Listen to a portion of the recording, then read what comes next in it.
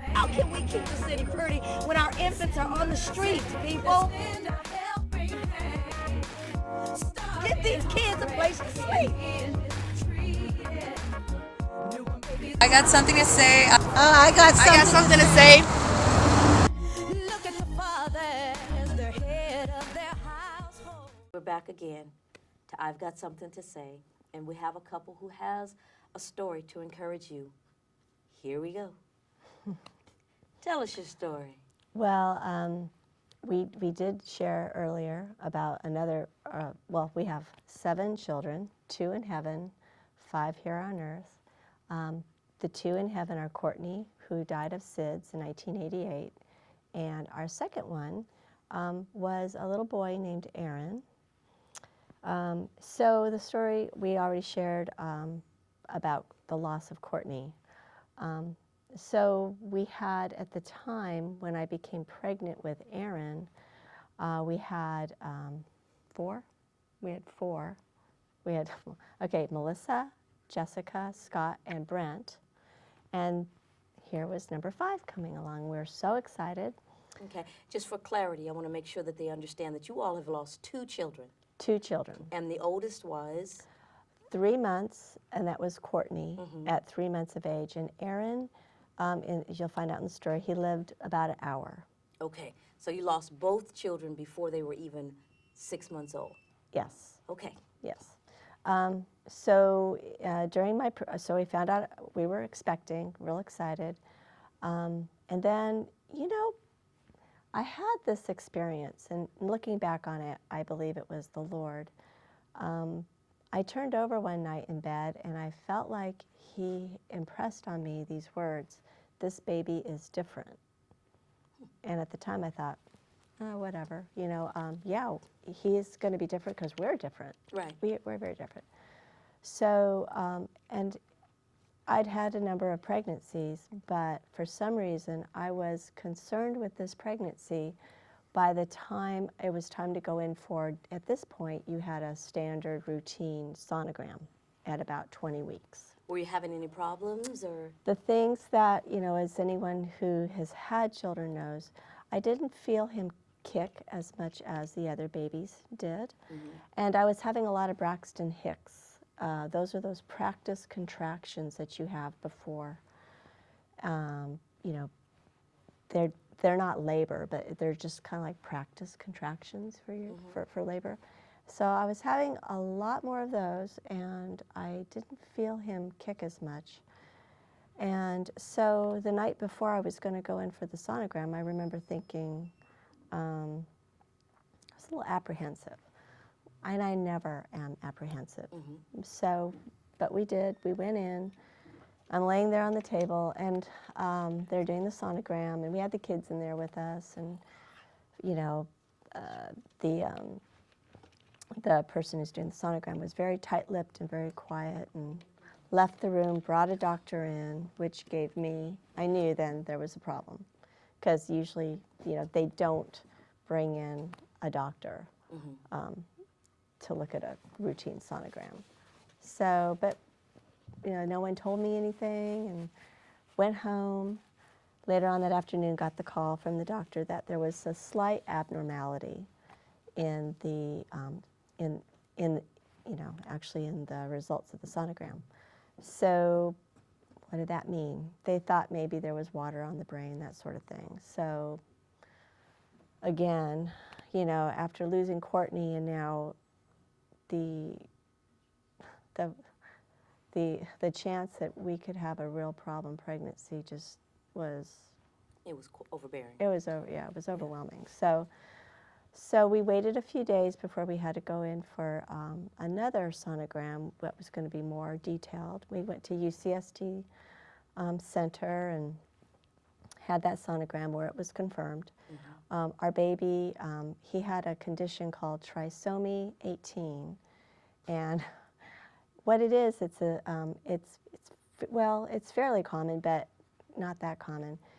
And I hope I explain it correctly, but every single cell in our body has 46 chromosomes, of which you have 23 pairs. So on the 18th pair, he had an extra one. he had 3 trisomy. So instead of 46, he had 47 chromosomes in all his cells, which causes big problems. You have all sorts of anomalies and problems that can occur. In his case, he had a very severe brain defect and basically didn't have the frontal lobe of his brain, so he didn't even know how to swallow. He couldn't swallow. He didn't have the responses to breathe. So in the sonogram, laying there on the table, you're just laying there forever. You know, what do you do? They did the amniocentesis that day, and it was confirmed later. I got the phone call. So, Just for another voice, where were you at this point? Well, during the sonogram, as soon as the doctor found these, looking at the brain, just could tell she there could was see in the something. brain. And the heart. He also had a heart defect and a little arm that was shorter than the other. It was, my heart just sank because, you know, we'd already lost one child, and I just thought, oh, not this again, not another baby. And that emptiness that I had when we found out about Courtney kind of came back, and it was just a shock that when you first found out. Right. So it's almost like, because the birth went through anyway, right? Yeah, apparently you can, because he wasn't swallowing, because babies in utero swallow and actually urinate inside the fluid was building up. So I was getting really, really big. I actually even got bigger than I was with the twins with Aaron, and he came 6 weeks early. But you should also explain that the doctor gave us the option to terminate. Oh, okay. This was very, and maybe I can give some encouragement here. At 19 weeks, we had the sonda. We found out about Aaron. So the options were: do you continue or do you terminate? And we both are, of course. I was raised pro-life. You know, okay, we are definitely never going to terminate the pregnancy. But I have to tell you, at that moment, I really wished I wasn't pro-life, because I just wanted to get out of this situation. I didn't want to face the complications of a baby that might be, special needs or whatever. Yes. At the moment, it was like, I know I can't do that, but at the same time, I really wanted to just get out of the situation. And I have to confess, being someone who is pro-life, you tend to think, oh, of course, who would? No, I totally can understand why anyone would choose that. I really wished I could have at the time. But then I also realized that whether you terminate the baby or whether you carry the baby to term, you are going to grieve that baby. Terminating the pregnancy, yes, that happens, and I know many people that have. You still grieve the baby. You can't just forget that baby didn't exist. Yes. And even if you do, there's always forgiveness. That's the good news of the gospel. How do you deal with that? I mean, what's going on in your head to prepare yourself for a time such as this? I mean, you all are not the only couple that have been told that the child that you're carrying has some type of something going on. How do we prepare minds of people who are watching, who are faced with the same thing? Should I keep my baby or should I not? I understand. I mean, that's a personal decision, but I would say for us personally, first of all, we didn't want to terminate for our personal reasons. The other thing was, if God was going to heal him, let's give him an option. Maybe he can heal him. We believe in God still heals. So we wanted to give him give God all the options and opportunities, but we also wanted to give him every opportunity available in whatever small capacity we had to give him life. And if that meant, you know, I carried him 3 months. And we prayed every day. Every day, and our church prayed with us. Our church was such a great support, and there were the first few weeks. So we decided to carry him and see how far it went. And I did find out that the circumstances of the fluid buildup and just he was probably going to come early. We weren't going to make it to 40 weeks. As it is, he came about 34 weeks. Okay, so tell me, how did he look when he was born? Did he look normal? Okay, well, before that, I was just going to say, as you're carrying a baby that you don't know how long that baby's going to live. With trisomy 18, in his case, most live, they could maybe even live up to a week. The doctor told us he'd live an hour. But he had such a profound brain defect because of the breathing. He couldn't breathe, and you know, he only lived less. He lived actually tell me about the day he was born. So, I actually started to have contractions because had an irritable uterus. And I was sloshing around. I mean, I was huge. I was so uncomfortable. And I've had C-sections. Okay, I've had all tell me about the baby. So I knew he was going to be small. I'd done a lot more research, I think, than the doctor because it's such a rare condition. But so we had our church all come. They were all out in the waiting room. We had another woman that we had trusted. Way to come in having church. We had a friend. Her name was Barbara. She came in and was praying with us during the time because I'm on the table, and we prayed for a miracle.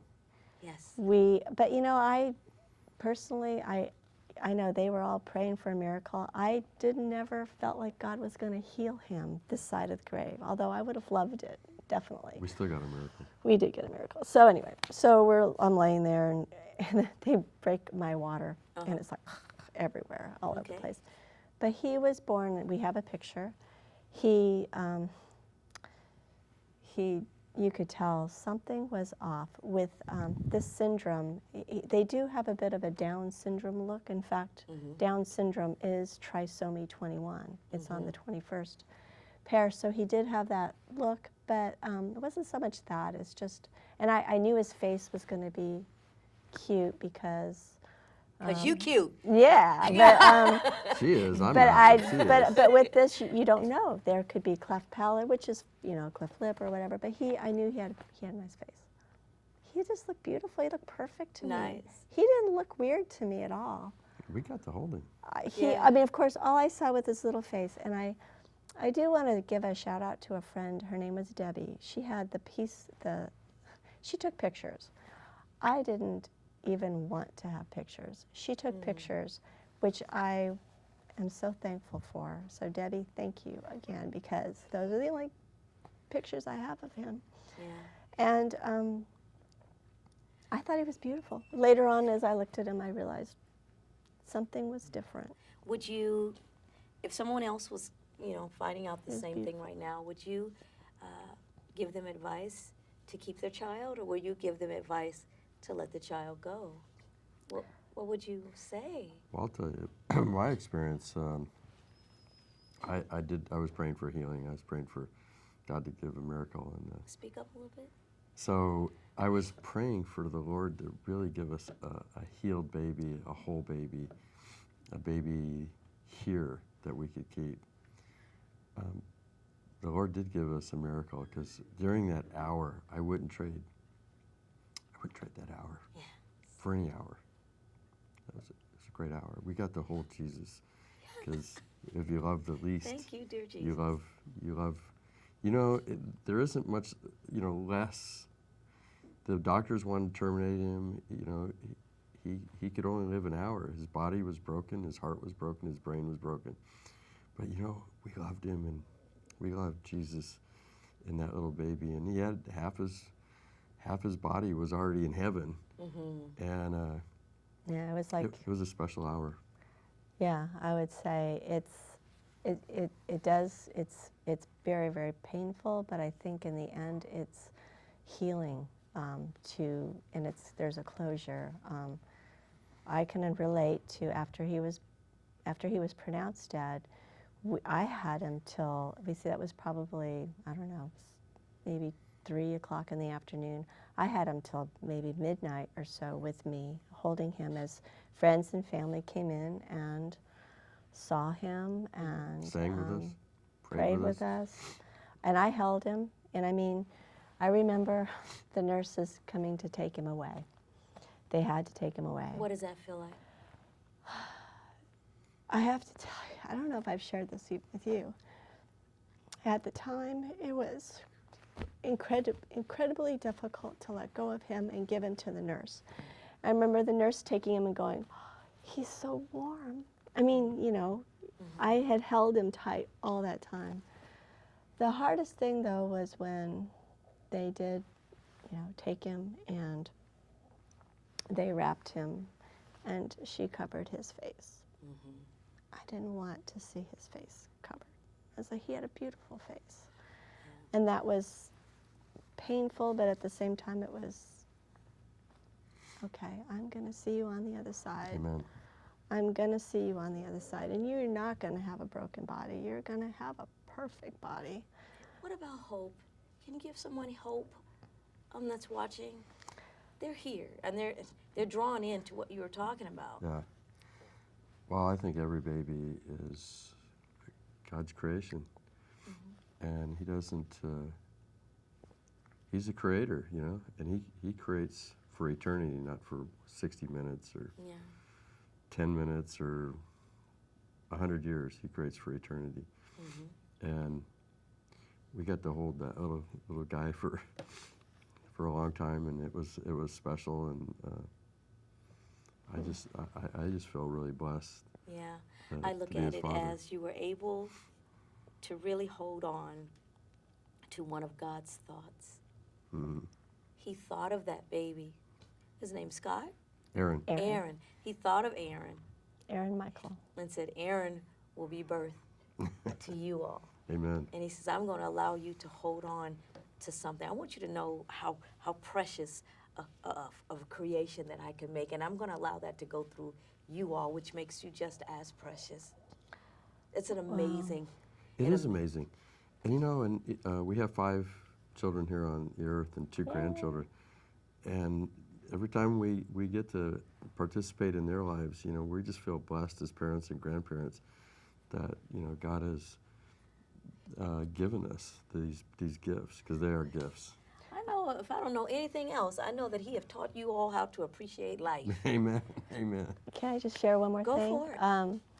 You know, after we lost Courtney and then had subsequent children, you know, they never take, all our children never take the place of the ones that were lost. Nice. But it was healing for me personally to have an experience after Aaron. You know, there was a part of me that did not want to take that risk again, because part of the problem that the doctors would tell you is of my age. I was only 35.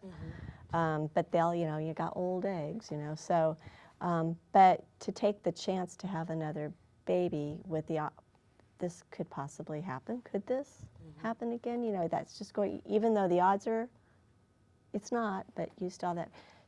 Just to know that we did have a subsequent pregnancy, Elise. She's a blessing. All our children are blessings. Melissa, Jessica, Courtney, Scott, Brent, Elise, Aaron, all blessings. And they're not ours, they're the Lord's, and we get to Be good stewards.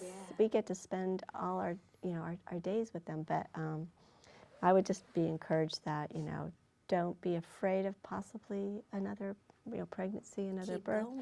going. You know, I don't know when the timing would be. You know, that's something that was healing for me, and I was lucky enough to be able to do that. I know some people may not have that opportunity, but I was. So if you do have that opportunity, just don't. It's not that they'll ever replace the baby, because they're unique individuals. You know, but it was healing. So one thing